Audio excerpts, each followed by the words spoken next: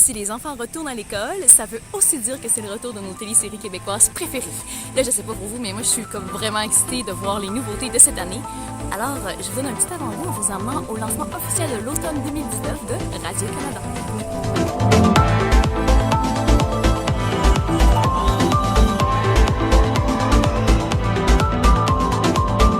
Cette année, je pense que en la fin de la troisième saison, Valérie allait un peu mieux, mais là, c'est Madeleine qui a une côte à remonter. Ouais. Alors, on va voir comment elle va la remonter. On va voir si elle a vraiment descendu au complet aussi. Puis, dans le fond, dans toute la dynamique familiale, le personnage de Simon va prendre davantage de place. Il va rentrer un peu dans cette dynamique un peu dysfonctionnelle-là. Donc, il va avoir beaucoup de surprises à voir comment... Parce qu'on va découvrir la famille de Simon aussi. Ouais. Puis, le papa de Valérie est très présent aussi. Alors, on a beaucoup de scènes de groupe, beaucoup de... Oui, c'est ça. Il y a vraiment plus la familia cette année qui va être au rendez-vous. Et le lien, ma fille, il continue à évoluer. Oui, puis je pense que ça va être peut-être l'année où il y a le plus de douceur. En tout cas, il y a eu tellement de chaos, d'aller-retour. Et tranquillement, je pense qu'ils sont sur une bonne voie. Je pense que ça ne sera jamais en parfaite symbiose au même moment. Il y a même temps. Oui. Spontanéité. Ça va On nous m'a dit que tu réalisais la nouvelle demi-saison des Pays d'en haut. Oui, tous les épisodes, il va y avoir 6 épisodes dans la 5e saison des Pays d'en haut. Et j'ai eu la chance et l'honneur qu'on me fasse confiance pour réaliser cette saison-là cette année. Donc vraiment, c'est un bonheur. On vient juste de terminer les tournages pour les émissions qui vont être en ondes en janvier à Radio-Canada. C'est quoi le défi d'embarquer dans une série aimée du public qui roule comme ça et de partir à la fin de ce projet-là? Bien, c'est le défi, et dans tout ce que tu viens de dire, c'est que le défi, c'est justement que c'est une série qui fonctionne énormément, que le public s'est attaché beaucoup à tous ces personnages-là, à Séraphin, à Donalda, à Alexis, à tous les gens qui vivent à Sainte-Adèle en 1887. Et d'arriver sur cette série-là, puis d'y amener, oui, ça touche, mais en même temps, de garder cette continuité-là et que les gens, j'espère, vont adorer la série, ils vont continuer à la suivre quand ça sera en ondes. Mais tu sais, les textes de Gilles Desjardins, de l'auteur, sont tellement bons. Il a tellement trouvé des superbes idées pour la 5e saison. Je pense que le public va être tenu en haleine tout le long des 6 épisodes.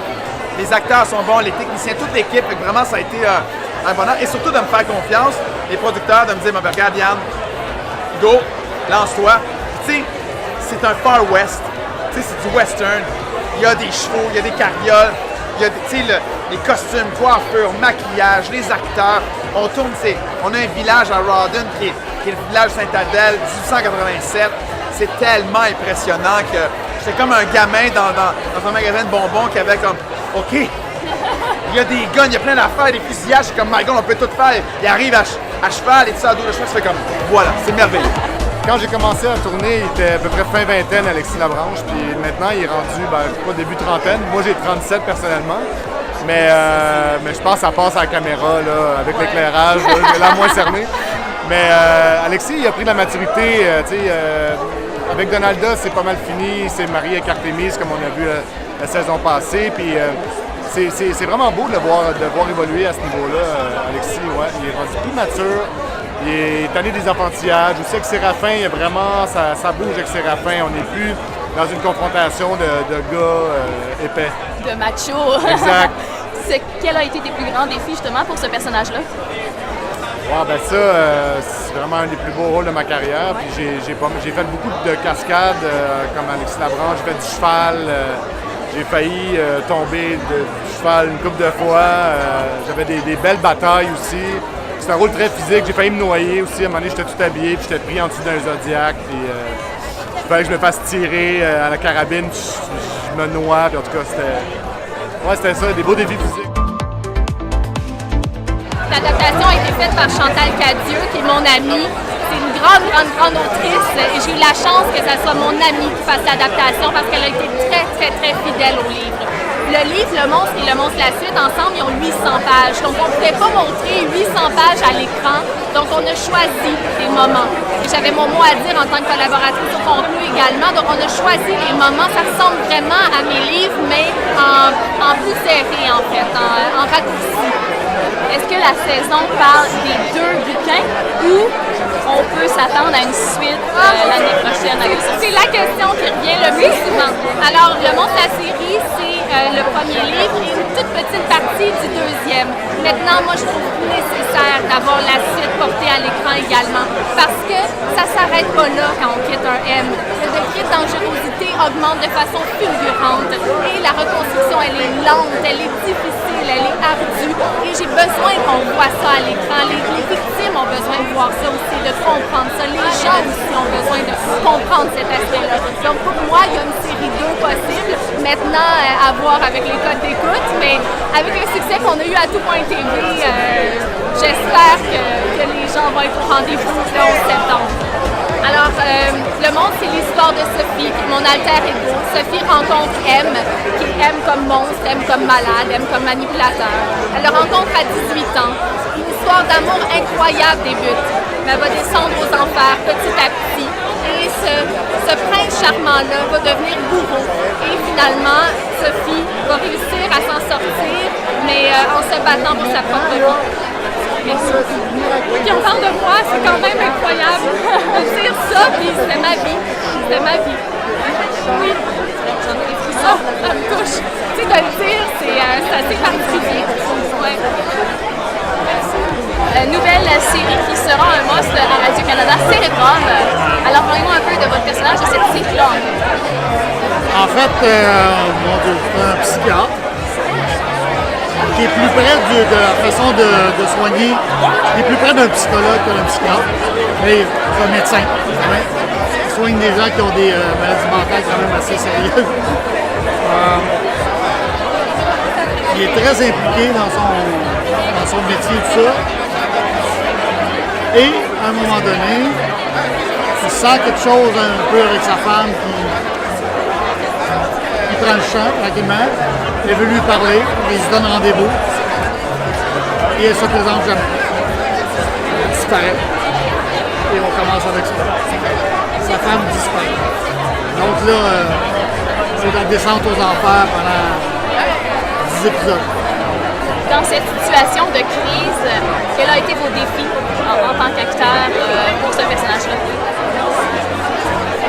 D'avoir l'air d'un psychiatre. Ah oui? C'est pas du tout... C'est pas facile. Tu sais, être un policier, c'est déjà de la job, mais être un psychiatre, c'est plus dur parce que il y a beaucoup de termes très difficiles, des maladies qu'il faut comprendre. Donc, j'ai fait de la recherche et j'ai cherché pas mal. Ça prend combien de temps avant d'arriver à un idéal de personnage? Le nombre de recherches que vous faites pour concrétiser vos personnages? Ça dépend des personnages. Ça dépend vraiment des personnages. Celui-là, j'ai vraiment bûché très fort.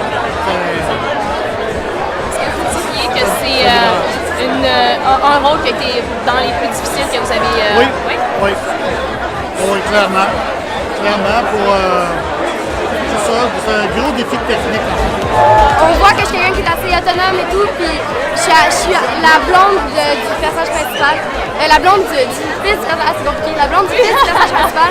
Oui, c'est un peu comment moi j'influence dans ce monde, dans mon monde à moi, puis on est vraiment les deux différents. C'est super intéressant. La série est vraiment bonne, les acteurs sont incroyables. Quel a été ton défi pour ce personnage-là? C'est quand même un personnage que j'avais jamais joué. Je peux pas dire c'est quoi mon défi parce que le défi c'est un peu un des punch. Mais je pense que c'est une beauté vraiment frondeuse puis assumée. Puis en même temps elle cache vraiment une grosse blessure donc c'est vraiment intéressant. Évidemment, la deuxième saison de Discussion avec mes parents, mais aussi la troisième saison de Fait d'hiver. Donc, oui, écoute, je crois que ça va commencer au mois d'octobre, je pense. Donc, un autre personnage complètement différent. J'ai hâte de voir ça. J'ai rien vu jusqu'à date. C'est un contraste complet avec Discussion avec mes parents. Oui, mais Discussion avec mes parents, c'est plus une comédie, tandis que Fait d'hiver, c'est plus un drame. Tout à fait. Oui. Tu joues avec les deux rôles avec aisance? Oui, écoute, j'ai eu beaucoup de plaisir dans les deux tournages, dans les deux genres aussi. Donc, c'est ça qui est le fun pour moi en tant que comédien, de faire différentes choses. De passer de Discussion où c'est léger, comédie, à Fait d'hiver, c'est un univers un peu plus pété, un peu plus mystérieux. C'était bien stimulant comme comédien. Quel genre de personnage tu fais dans Fait divers? Je fais écoute, c'est un joyeux mélange de trafiquants de drogue, de président d'une association d'ufologistes, donc des gens qui croient aux ovnis. Alors, c'est assez spécial, un beau mélange dans ce personnage-là. Et en même temps, ça demeure, je pense, une espèce de bon gars en même temps. Il trempe dans des affaires louches, mais il a un bon fond. On trouve un corps dans un crop circle d'extraterrestres. Alors, il y a comme une batch de croyants extraterrestres qui arrivent. On est pris dans une histoire de vieux Ben Rock déchu, avec une chicane interne dans ce vieux Ben Rock-là, puis en même temps, des problèmes d'argent parmi les méchants. On découvre plus un peu la personnalité d'Antoine. On découvre encore, il est encore intransigeant, mais il y a une espèce de sensibilité, une espèce de leader, de chef d'équipe qui embarque, je trouve, dans saison 3. C'est vraiment le fun, je trouve, où ça se développe. Ouais, on découvre une autre facette d'Antoine. J'ai l'immense chance de faire partie de la nouvelle saison de Fait divers. Donc, je m'immisce là-dedans avec beaucoup de plaisir. C'est toute une aventure. C'est tout un univers également, le genre de personnage que vous allez jouer là-dedans. Ah ouais, c'est un croisement entre Jaws 2 et Hannibal Lecter. C'est un gaillard pas très sympathique, qui a beaucoup d'ambition et qui n'a pas beaucoup de scrupules. Ouais. Alors, on va vraiment dans un opposé du casting qu'on vous offre habituellement. Ouais, ça fait longtemps que j'ai pas joué un beau fêlé comme ça. Ouais. Une nouveauté à Radio-Canada avec les deux. Mais c'est quoi la nouveauté d'ailleurs? Je sais même pas. 14 000 millions de choses à savoir. Le titre le plus long de l'univers. Ça se retient pas, mais il y a des chiffres 14 000. Oui, voilà. Alors, on est les deux représentantes féminines parce que nos deux partners gars, Pierre-Luc Funk et Pierre-Yves Roy-Desmarais, ne sont pas là aujourd'hui. Mais donc, c'est une nouvelle série pour adolescents qui va commencer en septembre à Radio-Canada. Ouais, c'est des sketchs, c'est drôle, on apprend plein d'affaires. Moi, j'apprends des affaires à chaque fois. Je suis devenue plus intelligente. C'est une façon, dans le fond, d'apprendre des chiffres et des faits aux ados, mais de façon complètement ludique. Là. On vire sur le top dans ce show-là, ça n'a pas de bon sens. On fait plein de personnages, on joue toutes sortes d'affaires, puis on essaie de battre des records Guinness. Il se passe plein de choses. On fait des défis, plein d'affaires. Ouais, c'est vraiment le fun. OK, ben c'est quoi la chose la plus pétée que vous avez fait alors si vous me dites que c'est juste C'est fou, on va pas brûler de punch, mais il y en a un de nous qui a vraiment battu un record. Un record Guinness pour vrai. Vraiment pour vrai, voilà. Ouais, comme ça pourrait être répertorié, là. Il a battu un record Guinness. Là, on dit une. Bon. Tu l'as dit ça? Oui, parfait. Oui. Non, vas-y, parle. Arrange-toi tout seul. Parle-moi de ta vie. Alors, Marc Fournier. Bonjour, Réal, ça va bien? Allô, ça va bien, toi? Très bien, très bien. Alors, on va te retrouver dans, bien sûr, District 31. Encore pour une saison, oui. Quelle est la suite de ton personnage dans cette saison? Oh, God! Vous le savez, on peut jamais dire grand-chose sur les intrigues de District 31. Mais avec la fin de saison qu'il y a eu l'an passé, vous avez une petite idée que Yves Jacob ne pourra pas laisser passer ce genre d'événement-là. Fait que je dirais qu'il va encore se promener entre vouloir aider le monde du District 31, puis encore ce côté un peu sombre que tu sais jamais ses réelles intentions derrière ses interventions au poste du district. Fait que ça va se développer. On va voir où ça va mener, mais il ne sera pas le bienvenu. Mais il va falloir qu'il accepte qu'il est là. Oh, Hélène qui est là. Excuse-moi. D'abord, j'ai très hâte que le grand public le voit parce que c'est un excellent concept, l'idée du plan B. Qui, dans sa vie, n'a jamais souhaité de revenir en arrière sur une décision, un événement? Et cette série-là, c'est la ligne de conduite de ça, qui est une excellente idée. Cette fois-ci, on plonge dans un drame familial. Moi, j'ai adoré les textes, j'ai adoré tourner là-dedans parce que, en tant que parent, c'est des questions qui nous traversent l'esprit. Des fois, on a fait une erreur ou quelque chose avec les enfants. Élever des enfants, c'est pas facile. Alors, j'ai un personnage, un père qui doit composer avec une mère hyper présente, hyper performante. Et le père a voulu donner toute la place à la femme et c'est particulier des fois comme choix. Alors, c'est ça que ça questionne aussi en ce qui me concerne. Mais c'est l'histoire d'une mère performante, une mère qui cherche à concilier travail et famille et l'homme qui est ouvert. C'est pas un homme rose, mais c'est un homme brun pâle. On en est à la 8e saison exactement. Ben là, on est la 2e année. Ben, 2e année à partir de janvier. Qui commence à partir de janvier à être diffusée. Dans l'évolution de ton personnage, dans cette nouvelle saison, comment s'oriente-t-il? Ben là, c'est que c'est difficile. Je peux pas voler des punchs parce que vraiment, c'est une affaire policière beaucoup. Il va y avoir des morts, il va y avoir des associations, donc plein de belles scènes. Puis elle va découvrir de plus en plus que son mari était dans genre le crime organisé, des choses qui étaient pas mal louches. Et elle va se faire aider. Il y a sa grande fille qui revient de l'Allemagne et qui vient l'aider à la ferme, qui veut moderniser les choses. Il va y avoir une association avec un grand cuisinier de la ville.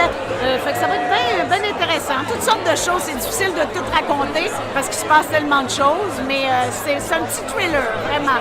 C'est à suivre. Edith et moi, ça fait 6 ans. Et là, 10e saison des Enfants de la télé. Et qui vont reprendre là, en septembre. C'est un super concept. Et d'année après année, on découvre que finalement, il y a beaucoup de choses à dire sur plusieurs artistes québécois. Oui, il y a beaucoup de matériel sur les artistes québécois et aussi qui se renouvellent parce qu'il y a des nouveaux artistes. Puis les gens qui vieillissent font du stock nouveau pour nous aussi. Il y a des gens qui reviennent. Il y a des gens qui sont jamais venus et que vous aimez à la télévision, que vous voulez connaître plus. Ce show-là ne finira jamais. La source est toujours là, renouvelée. Et Edith et moi, on a une complicité, comme vous voyez, en ondes. Fait que ça va bien.